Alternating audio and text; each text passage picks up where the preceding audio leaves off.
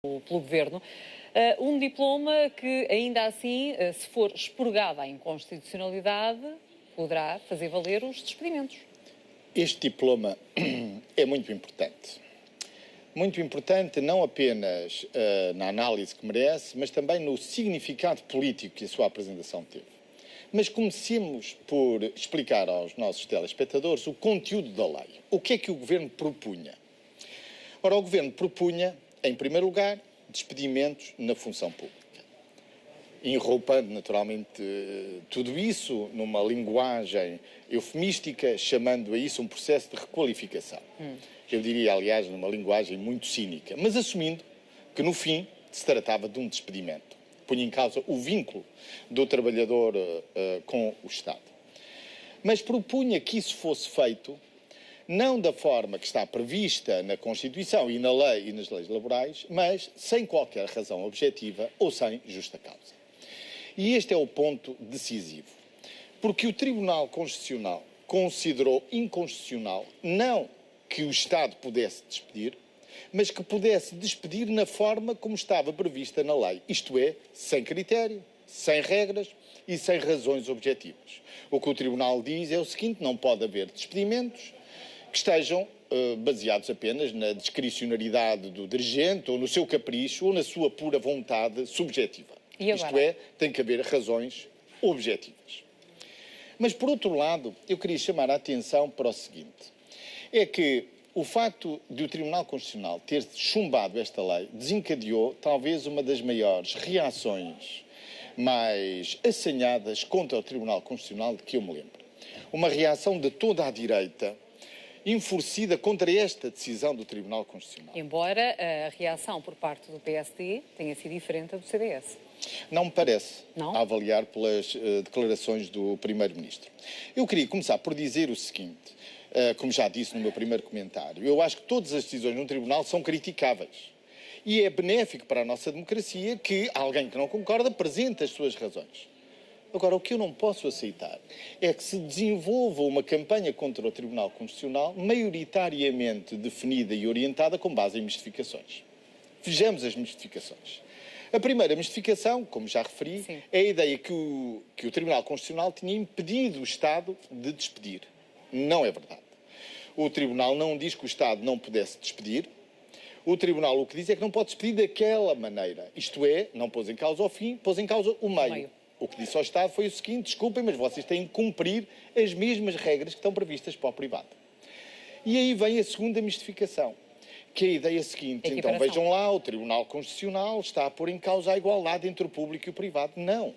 O Tribunal Constitucional está a defender essa igualdade, porque o que o Tribunal disse foi que o Estado não pode despedir de uma forma que não tem regras, que não tem critério, que não diz como é que vai fazer. Isto é, quando um dirigente despede a Cecília, o Francisco, o Miguel, tem que ter por base alguma coisa na lei que dê como resultado, como consequência, com um critério genérico, esses despedimentos.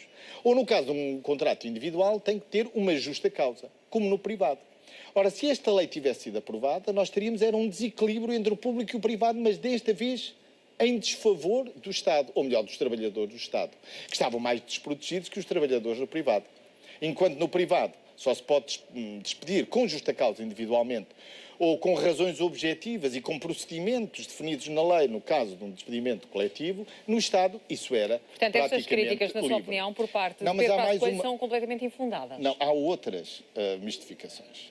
E as outras mistificações são as seguintes. Depois, a direita vem dizer que o problema é da nossa Constituição, é muito esquerdista, foi feita numa altura em que, enfim, nada tem a ver com a modernidade, mas acontece que este chumbo do Tribunal Constitucional é baseado em preceitos constitucionais que existem na nossa Constituição, como existem na maioria das Constituições europeias. Porque, pelo menos nas Constituições que eu conheço, genericamente na Europa, está definido na Constituição que não pode haver um despedimento absolutamente discricionário. Isto é, o legislador Constitucional definiu como obrigação do Estado proteger o trabalhador para que ele tivesse igualdade na relação contratual com o Estado. Mas Pedro Passos Coelho veio dizer que o problema, disse agora, que o problema não está propriamente na Constituição, mas sim na interpretação que os juízes fazem mesmo dessa lei fundamental. Bom, portanto, vamos lá ver. O PSD está a ganhar, o Governo em concreto está a ganhar com estas críticas. O que me parece é que, em primeiro lugar, essa explicação do Primeiro-Ministro é uma explicação que não convence. Já expliquei que no passado o Sr. Primeiro-Ministro apresentou uma proposta de revisão constitucional onde abdicava da justa causa. Portanto, ele tem um problema com a Constituição. Mas, verdadeiramente, explique-me em que interpretação é que os juízes podiam basear para permitir que o Estado pudesse, de forma discricionária, despedir, sem nenhum critério definido antes, sem nenhum procedimento definido, sem nenhuma regra de justa causa. Em todo o lado do mundo, e nos privados, os empresários privados sabem bem disso, tem que haver essas regras, ou justa causa, ou então regras e critérios para dizer quem é que deve ser despedido no caso de um despedimento mais alargado.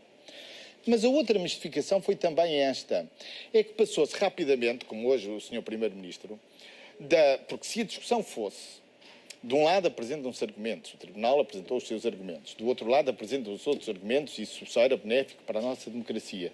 Mas não, o debate político aqui em Portugal passa muito rapidamente do argumento para a acusação. E chegou-se ao ponto de acusar o Tribunal Constitucional de grandes privilegiados, de juízes muito madraços, de juízes preguiçosos que têm férias e vejam lá que nem foram capazes de vir de férias para julgar esta questão tão importante. Isso deu como consequência que o próprio Presidente do Tribunal se viu obrigado a explicar isso. Explicando aquilo que toda a gente sabe porque está na lei. É que o regime de férias do Tribunal Constitucional está definido numa lei, que é uma lei, aliás, de valor reforçado, na organização do Tribunal. E não está dependente da vontade de nenhum juiz poder participar ou não participar, porque isso poria em causa um dos princípios fundamentais da organização judiciária portuguesa e internacional, que é a ideia do juiz natural. Isto é, se um juiz está em férias e diz, eu quero participar, ele não pode participar, porque o juiz que vai decidir é o juiz que calha. Isso é absolutamente fundamental para garantir a independência do Tribunal. E o que eu vejo é, depois dessa explicação do Presidente do Tribunal, que disse, desculpe, mas eu não posso alterar isto, porque isto é o que está na lei.